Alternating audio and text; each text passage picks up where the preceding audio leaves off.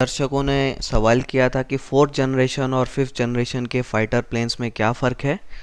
तो उनकी डिमांड पर यह वीडियो हमने बनाया है। इसमें हम जो है पांचों जनरेशन्स के प्लेन की बात करेंगे। तो सबसे पहला जो प्लेन आता है वो है फर्स्ट जनरेशन का। इसमें जो फीचर है मनूवरिटी का फीचर जो है वो है, और मनूवरिटी मतलब कि टर्न करने की, मूव करने की जो कैपेसिटी है वो थी इसमें। वेपन्स की बात करें तो इनमें गन्स थी, और बॉम्ब जो ड्रॉप करने का जो होता था वो मैनुअल काम होता था।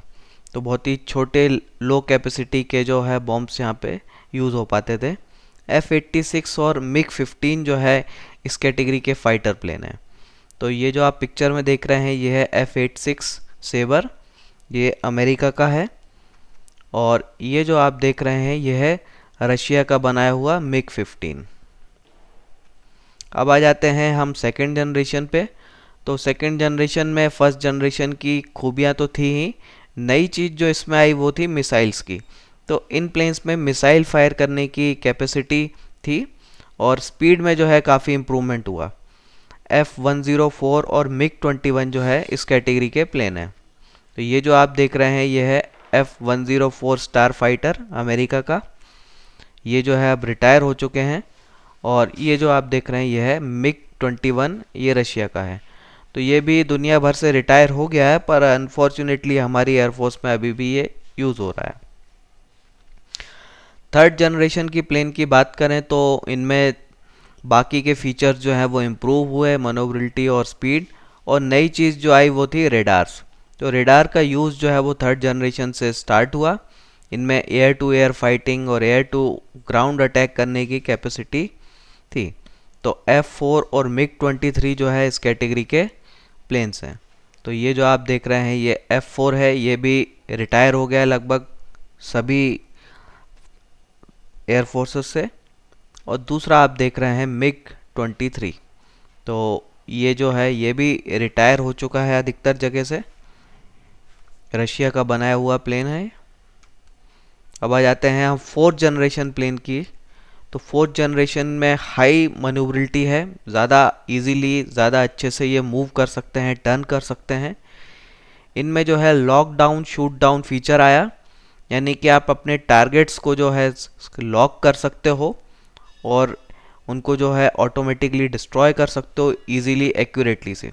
तो इसके कारण जो है एक्यूरेसी काफ़ी इम्प्रूव हो गई। ग्लास कॉकपिट का जो है यूज़ यहाँ से स्टार्ट हुआ है फोर्थ जनरेशन से।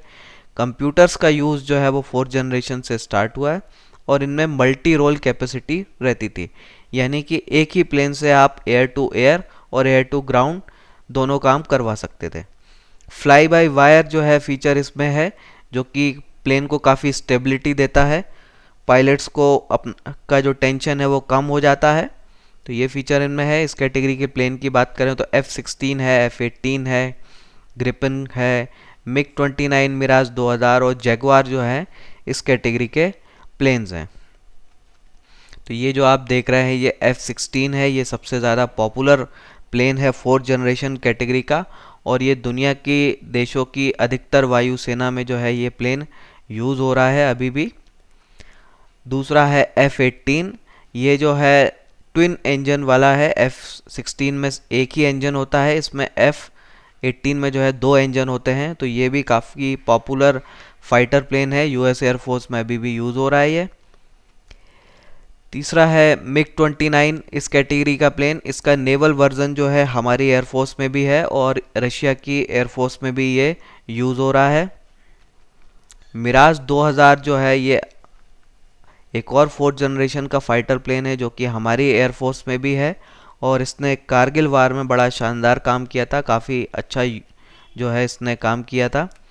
जैगवार जो है वो एक और इस जनरेशन का प्लेन है, ये भी हमारी एयरफोर्स में शामिल है और इसने भी कारगिल वॉर में जो है बड़ा अहम रोल निभाया था। और ये जैगवार और मिराज को जो है हम अपग्रेड भी कर रहे हैं, इनकी लाइफ को एक्सटेंड कर रहे हैं। तो हम 2030 तक जो है शायद इनको यूज़ करने वाले हैं। एक और फोर्थ जनरेशन का प्लेन है, वो है स्वीडन की कंपनी साप का ग्रिपेन जैस 39। तो ये प्लेन जो है मेक इन इंडिया में के तहत जो है शायद हमारी एयरफोर्स पे आ जाए। ये भी एक शानदार 4th जनरेशन फाइटर प्लेन है। अब आ जाते हैं हम 5th जनरेशन के फाइटर प्लेन्स की। तो 5th जनरेशन के जो प्लेन्स हैं उनमें कुछ इम्प्रूवमेंट हुए। इनमें खास चीज़ जो है वो सुपर क्रूज़ यानी कि सुपरसोनिक स्पीड पे, एक हायर स्पीड पे जो है लंबे समय तक मेंटेन रहना, तो ये फीचर जो है इनमें है। सुपर मनूवरिटी फीचर है, काफ़ी बढ़िया तरीके से ये मूव कर सकते हैं। ना सिर्फ इनके प्लेन्स के फिन्स वगैरह से ये मूव होते हैं, बल्कि इंजन में जो नोज़ल लगी रहती है उससे भी इनको मूव होने में हेल्प मिलती है, तो जिसके कारण जो है बहुत ही अच्छे तरीके से ये मूव करते हैं। सुपर मनूवरिटी जिसको बोला जाता है। इनमें स्टेल्थ फीचर जो है वो इंट्रोड्यूस किया गया। अब ये स्टेल्थ फीचर जो है प्लेन के एयरफ्रेम के डिज़ाइन में और साथ में इसके ऊपर जो कोटिंग होती है, दोनों चीज़ों से किया गया है। इनके कारण इनका रेडार सिग्नेचर जो है बड़ा छोटा होता है या ना के बराबर होता है। एक अगला इम्पॉर्टेंट फीचर इन प्लेन्स का है वो है इंटीग्रेटेड एवियोनिक्स। तो इसमें क्या होता है कि कई जो पार्ट्स होते हैं डिफरेंट डिफरेंट एवियोनिक्स के, 4th जनरेशन में वो अलग अलग रहते थे, तो पायलट के कॉकपिट में ये सारी इन्फॉर्मेशन अलग अलग आती रहती थी। अब जो है ये काम एक ही जगह होने लगा। तो यहाँ पे जैसे फ्लाइट सिस्टम हो, मिशन कंप्यूटर हो, फायरिंग कंट्रोल हो, ये सारी चीज़ों को इंटीग्रेट किया गया और वो सारी इन्फॉर्मेशन पायलट को एक ही जगह एक तरफ मिल जाती थी, तो उसका काम जो है काफ़ी आसान हो जाता। जो भी सेंसर्स थे उनको भी फ्यूज़ किया गया। तो जैसे रेडार हो, इलेक्ट्रॉनिक वॉरफेयर सूट हो, मिसाइल अलर्ट सिस्टम हो, तो ये सारी चीज़ों को भी फ्यूज़ किया गया। इनकी इन्फॉर्मेशन भी एक ही जगह पायलट को मिलने लगी, तो पायलट जो है काफ़ी आसानी से जो है डिसीजन मेकिंग कर सकता था। तो ये एक बड़ा ही शानदार फीचर है। और इस कैटेगरी के प्लेन की बात करें तो जो ऑपरेशनल है अभी वो है F-22 और F-35-2। तो ये दो प्लेन ही हैं, दोनों ही अमेरिका के हैं, जो कि अभी ऑपरेशन में है, अभी यूज़ में है। इसके अलावा रशिया और इंडिया जो है मिलके बना रहे हैं सुकोई पैक्फा। चाइना जो है J-20 J-31 बना रहा है, जो कि अभी डेवलपमेंट फेस में है, इनका काम पूरा नहीं हुआ है, ये ऑपरेशनल अभी नहीं हुआ है।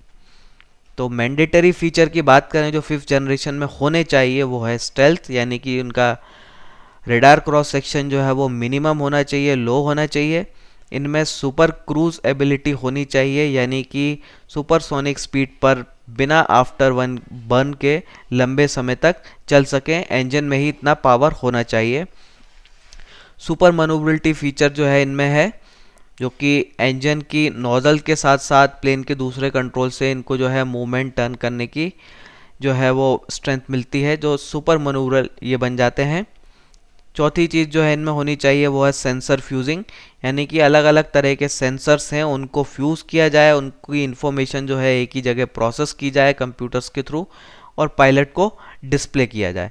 तो उसको जो है अलग अलग जगह चेक करने की, देखने की ज़रूरत नहीं है, तो पूरी इन्फॉर्मेशन को प्रोसेस करके उसके सामने प्रेजेंट हो, तो ताकि उसको जो है सोचना ना पड़े कि क्या करना है क्या नहीं करना है, तो वो सारे प्रोसेस के साथ जो है वो इन्फॉर्मेशन उसके सामने कॉकपिट पे डिस्प्ले हो। तो ये फीचर जो है होना चाहिए।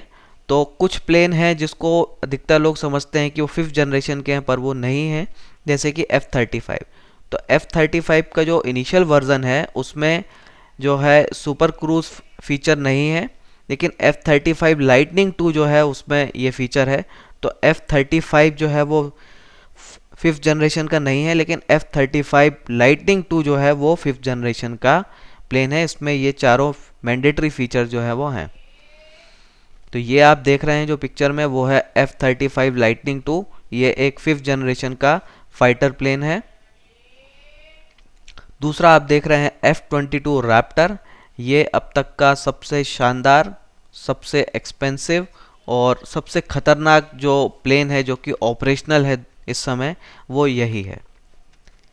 इसके अलावा भारत और रूस मिलकर जो है इसको बना रहे हैं, नाम है इसका पाकफा। तो ये अभी इसका फाइनल ऑपरेशन क्लियरेंस अभी नहीं आया है, तो अभी ये डेवलपमेंट फेस में है। उम्मीद की जा रही है कि 2018 तक ये रशिया की एयरफोर्स में शामिल हो जाएगा और हमारी एयरफोर्स में शामिल होगा शायद 2020 तक, क्योंकि हम जो है इसमें कुछ हमारे लिए रिक्वायरमेंट के हिसाब से कुछ एक्स्ट्रा चेंजेस करवा रहे हैं, जिसके कारण हमें थोड़ा मिलने में डिले हो सकती है। चाइना जो है J-20 बना रहा है, तो ये भी अभी ऑपरेशनल नहीं है, डेवलपमेंट फेस में है। इसके अलावा हम जो है खुद भी एक 5th जनरेशन फाइटर प्लेन बना रहे हैं, इसका नाम है AMCA, advance medium combat aircraft. इसको हिंदुस्तान एरोनॉटिक्स बना रही है और ये जो है 2022 या 2025 तक जो है आ सकता है। तो इनके अलावा भी एक और जनरेशन होती है जो कि 4th और 5th जनरेशन के प्लेन के बीच की होती है। इनको 4.5 जनरेशन के फाइटर प्लेन बोला जाता है। तो ये जो होते हैं ये बेसिकली 4th जनरेशन के एयरफ्रेम वाले ही फाइटर प्लेन होते हैं, पर इनको अपग्रेड किया गया, इनमें कुछ फीचर ऐसे ऐड किए गए जो कि 5th जनरेशन के होते हैं, जैसे कि एक बेटर एवियोनिक्स, बेटर रेडार और कुछ स्टेल्थ फीचर जो कि मेनली जो है रेडार एब्जॉर्बेंट मटेरियल की पेंटिंग कोटिंग के कारण जो है वो आते हैं। हेलमेट माउंटेड डिस्प्ले है, ये जिस तरह के फीचर जो हैं जो कि 5th जनरेशन वाले होते हैं जो इसमें इंट्रोड्यूस किए गए हैं, तो वो इन तरह के प्लेन को 4th जनरेशन से बेटर बना देते हैं। तो इनको बोला जाता है 4.5 जनरेशन के प्लेन। इसकी कैटेगरीज की बात करें तो इनमें सबसे बेस्ट जो है वो है राफेल, इसके बाद आ जाता है यूरो फाइटर और Su-35 रशिया का। तो ये जो आप पिक्चर में देख रहे हैं ये है रशिया का Su-35, सुखोई 35। इसमें जो है 4.5 जनरेशन वाले फीचर्स हैं। ये रशिया की एयरफोर्स में जो है यूज़ हो रहा है, वहाँ पे ऑपरेशनल है। इसके बाद आता है राफेल, तो ये फ्रांस का मेन बैकबोन फाइटर प्लेन है इस समय का। बड़ा ही शानदार है, इसमें बहुत सारे 5th जनरेशन वाले फीचर हैं और इसको जो है आप जानते होंगे कि हमारी एयरफोर्स के लिए भी खरीदा जा रहा है। तो समराइज़ अगर हम करें इन पूरी जनरेशन्स को, तो 1st जनरेशन के प्लेन जो है एक बेसिक फाइटर होते थे, सिर्फ इनमें गन्स होती थी, ज़्यादा कुछ नहीं होता था। 2nd जनरेशन के प्लेन्स में जो है मिसाइल्स का यूज़ होना स्टार्ट हुआ, स्पीड में इम्प्रूवमेंट हुआ। 3rd जनरेशन के प्लेन में जो है रेडार का यूज़ होना स्टार्ट हुआ और 4th जनरेशन के प्लेन हैं उनमें glass cockpit, computer technology, multi role capability, इस तरह की चीज़ों का यूज़ होना स्टार्ट हुआ। और 5th जनरेशन की बात करें तो इनमें स्टेल्थ है, कंप्यूटर टेक्नोलॉजी का बहुत ही एडवांस यूज़ है, सारे जो एवियोनिक्स हैं, सेंसर्स हैं, उनको फ्यूज़ किया गया है एक जगह इंफॉर्मेशन डिस्प्ले कराने का इसमें फीचर्स है। तो ये हुई सारे जनरेशन्स के फाइटर प्लेन्स की बात। तो उम्मीद है आपको ये डिस्कशन अच्छा लगा होगा। कुछ भी आप ऐड करना चाहें तो कमेंट कीजिए। वीडियो देखने के लिए बहुत बहुत धन्यवाद और इस तरह के वीडियोस के लिए आप चैनल को सब्सक्राइब कर सकते हैं। Thank you.